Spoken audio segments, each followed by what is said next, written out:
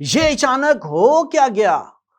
دنیا کی نمبر 1 ایجنسیاں موساد اور شاباک حماس کے آپریشن طوفان الاقصی کو روکنے میں کیسے ناکام رہیں؟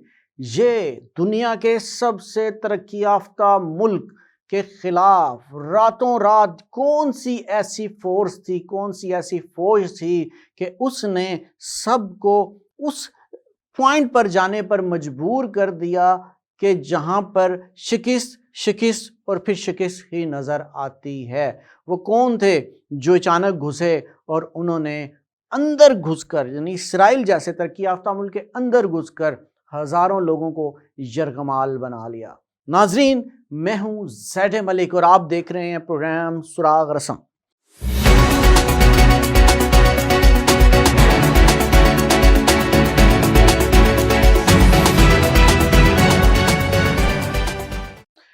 سنیچر کی صبح فلسطین کے عسکریت پسند گروہ کی جانب سے اسرائیل پر زمینی، فضائی اور بحری ذرائع سے حملے کیے گئے تو چند ہی گھنٹوں میں ان حملوں کو اسرائیلی میڈیا کی جانب سے انٹیلیجنس کی ناکامی قرار دیا جانے لگا۔ حماس کی جانب سے کیے جانے والے ان حملوں میں اب تک 250 سے زیادہ اسرائیلی ہلاک ہو چکے ہیں، جبکہ اس کے رد عمل میں اسرائیل کے غزہ شہر پر کیے جانے والے فضائی حملوں میں بھی اب تک 230 سے زیادہ فلسطینی شہید ہو چکے ہیں۔ دونوں اطراف سے ہزاروں افراد اب بھی زخمی ہیں اور ہلاکتوں کی تعداد میں ہر گزرتے گھنٹے کے ساتھ اضافہ ہو رہا ہے۔ حماس کی جانب سے اسرائیلی شہریوں اور فوجیوں کو بھی یرغمال بنایا گیا ہے، جس نے اسرائیل کے لیے ایک انتہائی مشکل صورتحال پیدا کر دی ہے۔ ہمیں نہیں معلوم کہ یہ سب کیسے ہو گیا۔ یہ وہ جواب ہیں جو اسرائیلی حکام آج کیے جانے والے سوالات کے جواب میں دے رہے ہیں کہ بہترین وسائل کی موجودگی کے باوجود یہ کیسے ممکن ہے کہ اسرائیلی انٹیلیجنس کو اس حملے کی خبر تک نہ ہو سکی۔ سنیچر کے روز درجنوں مسلح فلسطینی اسرائیلی اور غزہ کی پٹی کے درمیان سخت سیکیورٹی والی سرحد عبور کرنے میں کامیاب ہوئے، جبکہ اس دوران غزہ سے اسرائیل پر مبینہ طور پر ہزاروں راکٹ داغے گئے۔ اسرائیل کی داخلی انٹیلیجنس ایجنسی شاباک، اس کی بیرونی خفیہ ایجنسی موساد اور اسرائیلی ڈیفنس فورسز کے تمام وسائل کے باوجود حیران کن امر ہے کہ کسی کو بھی اس حملے کی توقع تک نہ تھی، اور اگر تھی بھی تو اس کا مؤثر انداز میں روکنے میں ناکام رہے۔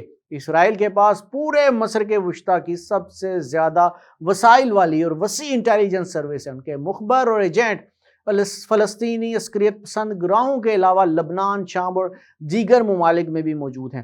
ماضی میں ان کی جانب سے عسکریت پسند کمانڈرز کو انتہائی مہارت سے قتل کیا گیا۔ اس دوران ان کی نقل و حرکت کے بارے میں سب کچھ معلوم ہوتا تھا۔ کبھی ایسی کارروائیوں کے لیے اسرائیلی خفیہ ایجنسی کے ایجنٹس نے مطلوبہ شخص کی گاڑی پر GPS ٹریکرز لگائے اور پھر ڈرون حملے کی مدد سے ہدف کو نشانہ بنایا گیا۔ ماضی میں اس خفیہ ایجنسی کی جانب سے موبائل فونز میں دھماکوں کا بھی سہارا لیا جا چکا ہے۔ غزہ اور اسرائیل کے درمیان سرحدی باڑ کے ساتھ ساتھ جہاں کیمرے اور گراؤنڈ موشن سینسر، یعنی کسی بھی قسم کی حرکت کی صورت میں الارم بجانے والے سینسرز موجود ہیں۔ اس کے علاوہ یہاں اسرائیلی فوج باقاعدگی سے گشت بھی کرتی ہے۔ خاردار تاروں کی باڑ کو کسی بھی قسم کی دراندازی کو روکنے کے لیے ایک سمارٹ بیریئر سمجھا جاتا ہے، تاہم اس حملے کے دوران یہ رکاوٹ بھی کارگر ثابت نہ ہو سکی۔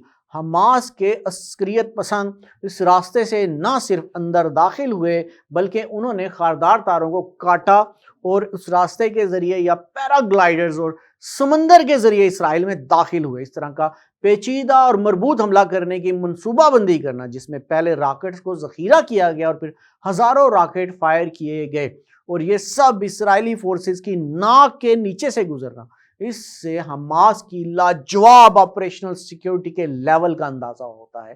اس لیے بالکل بھی حیرت کی بات نہیں ہے کہ اسرائیلی میڈیا اپنے ملک کی فوج اور سیاسی رہنماؤں سے یہ پوچھ رہا ہے کہ یہ سب کیسے ممکن ہو سکا، اور وہ بھی 50 سال قبل کیے گئے ایسے ہی ایک سرپرائز حملے کے بعد جو یوم کپور کے نام سے جانا جاتا ہے۔ اسرائیلی کام نے بتایا میڈیا سے بات کرتے ہوئے کہ اس بارے میں وسیع پیمانے پر تحقیقات کا فیصلہ کیا گیا ہے اور تفتیش کا آغاز ہو گیا ہے۔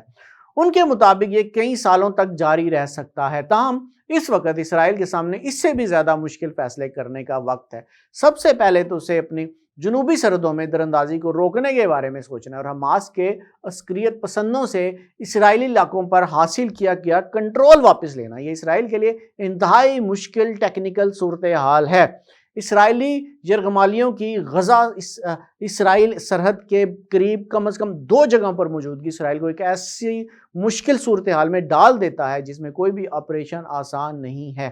اسپیشل فورسز کی جانب سے ریسکیو آپریشن کرنا ایک آپشن ضرور ہے اور اسرائیلی ڈیفنس فورس IDF کی جانب سے بتایا گیا ہے کہ ان کے فوجی 1 سے زیادہ علاقوں میں تعینات بھی کیے جا سکتے ہیں۔ یہاں خطرہ یہ ہے کہ یرغمال بنائے جانے والی ریسکیو ٹیموں کے پہنچنے سے پہلے ہی کہیں یرغمالیوں کو قتل نہ کر دیا جائے۔ یہاں مذاکرات کا ایک اور آپشن ہے، لیکن ایسا اس کشیدہ صورتحال میں ہونے کے امکانات بہت کم ہیں جب دونوں ملکوں میں ہر گزرتے گھنٹے کے ساتھ ہلاکتوں میں اضافہ ہو رہا ہے۔ یاد رہے کہ سن 2006 میں سرحد پار سے کی جانے والی کارروائیوں کے بعد اسرائیلی فوجی جیلاد شالت کو فلسطینی عسکریت پسندوں کی جانب سے اغوا کیا گیا تھا، تو انہیں رہا کروانے کے لیے 5 برس تک مذاکرات کیے گئے تھے۔ اسرائیل میں جہاں سے راکٹ فائر کیے گئے تھے انہیں وہ لانچ سائٹس ختم کرنے کی کوشش کرنی ہوگی، اور یہ ایک مشکل عمل اس لیے بھی ہے کیونکہ یہ راکٹ کہیں سے بھی صرف کچھ ہی دیر میں لانچ کیے جا سکتے ہیں، اور شاید اسرائیل کی